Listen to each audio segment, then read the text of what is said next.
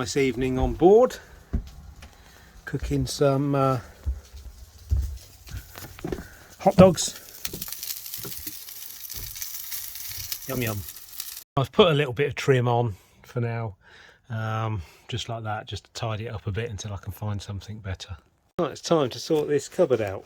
So I'm going to keep this on, I'm going to give it a clean up, and then I'm going to clean that, clear it, paint that. Same in here. I'm going to get rid of the microwave that's in there, I think, and just paint it all up, I think, inside there. See how we go. That's that cleaned up and done. I've had to varnish around here because for some reason I didn't do that when I did the doors. In there, another coat in there, that looks quite nice. First coat in there, now the microwave's out, it's the first coat, so I'll do another coat there. That'll look alright when it's done. I've also cracked the varnish open because I was doing this. So while it was cracked open, I have done the toilet door on the inside there. First coat. It had a mirror on it. I took the mirror off. Whether I'll put it back on or not, I don't know. Maybe. But that's that. I've done the rim because I haven't actually done too much with this toilet yet. As you can probably tell, it's been more of a storage cupboard. It is reasonably well done. This is fairly new, so I was just going to tidy it up a bit, but I don't really like this for toilets because it's not very sanitary, is it? So I have actually got a load of these spare. So what I was thinking of doing was at the very least doing a sort of a rim sort of around this like level like this, or at least there, because this is, it's like glossy and wipeable. Under there somewhere it has got a couple of pipes for taking in water and flush out to the sea, because it had a sea toilet in there once, but that's been removed, and had a chemical toilet in here when I got it. I'll chuck that away because it was awful. I'm gonna get another chemical toilet for it, I think, because obviously it's on the river at the moment. But it's good to know it's there. I've checked the sea cocks, which are actually under the back piece there, and they're all sound. So yeah, but I'm not sure how much further I'm going to go inside there.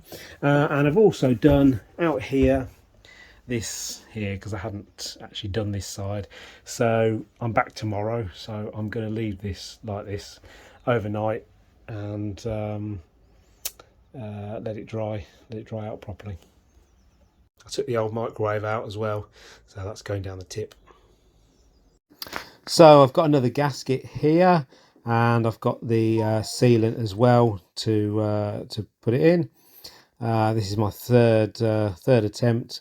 As you can see here, it's like the evolution of man, the 3 gaskets, but hopefully this one will do the trick. So that's it. I've put the gasket on, nice and easy. I've put the engine on for a little while to warm up and expand the sealant, and that's great. It doesn't leak anymore. Okay, so I've decided I'm going to do the exhaust manifold gasket as well. I've already got it. It said the problem's fixed, but I've already got it. Already ordered it. Already got all the stuff for it. So it's just an investment of time, really. So I'm going to have that off and do that today. So basically, I've got to unbolt this. There's what, 1, 2, 3, 4, probably 8 bolts. Undo that, remove that, clean it, and then install the new gaskets. How hard can it be, eh? Well, I managed to get it off. Somewhat full designed where these studs go, I don't know. It's like here on this one. It's fairly hard to actually get a turn on it, and then when you do, you've got to sort of pull it out, and loosen them all, pull it out a bit, and then undo some more just to be able to get it past the gap.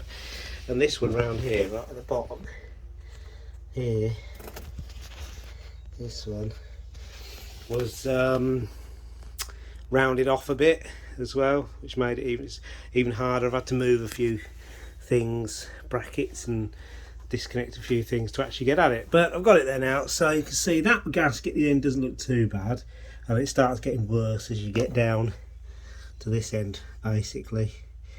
So I'm going to just clean it up, put the new ones on, and hopefully that should be sorted. Right, I've taken the old gaskets off. That one was a right pain because it was sort of almost welded to the actual thing, so I've got to get a little bit more off there. I'm going to give them all a sand now, and then put a new one on, new gaskets on. Right, it's back on, so it's time to start it up.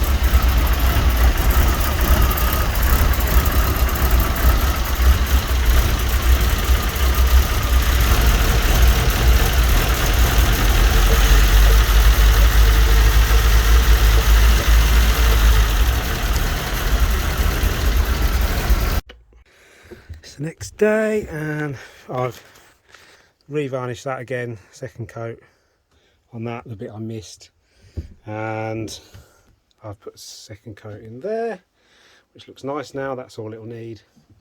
And I've second coated up here the hatch, and that should be it for varnishing now. So the other thing I've done is I've fitted the light switch. So I put it up there so it can be reached out here, a hand in if we want to, or quite easily when you come in behind the door here, bump. So that's rigged up to those, so I can now turn those on, and voila, we have light. Although that one doesn't look like it's working now, which is probably down to me trying to tidy these cables up too well, so I'll have to have a look at that one. Great. But yeah, that looks good. And there's a spare switch there I haven't wired up to anything. I was going to put some, or will at some point in the future, some under lights, perhaps under there, in the bottoms there, under here, that kind of thing, so you have a sort of a floor level lighting as well. But yeah, that'll do for now.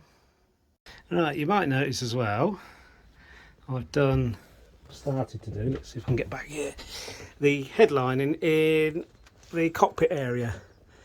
So I've had to do this. It took me a little while to get the hang of how to do it, because it's quite heavy. I wanted to do it in one piece, and it's quite heavy.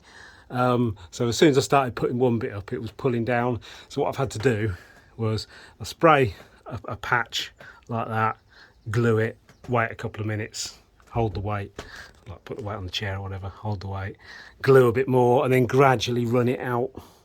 So I've got to about there. And the reason I've stopped is because under here is where I've varnished the hatch. So I don't want to risk doing it, undoing my good work with that. So this will stay like this until the next time I'm down, and I'll carry on and finish the ends and just trim it up. You see there's a wire sticking through just there. So it's got a light, or I assume it had a light once upon a time in the on the head there on the roof. So I've stuck it back through, and I'll probably try and find another light to go with it. I think it's a permanent connection on there, so it's not switched. So I shall have to find one with a switch on it. But yeah, I think that looked nice when it's done.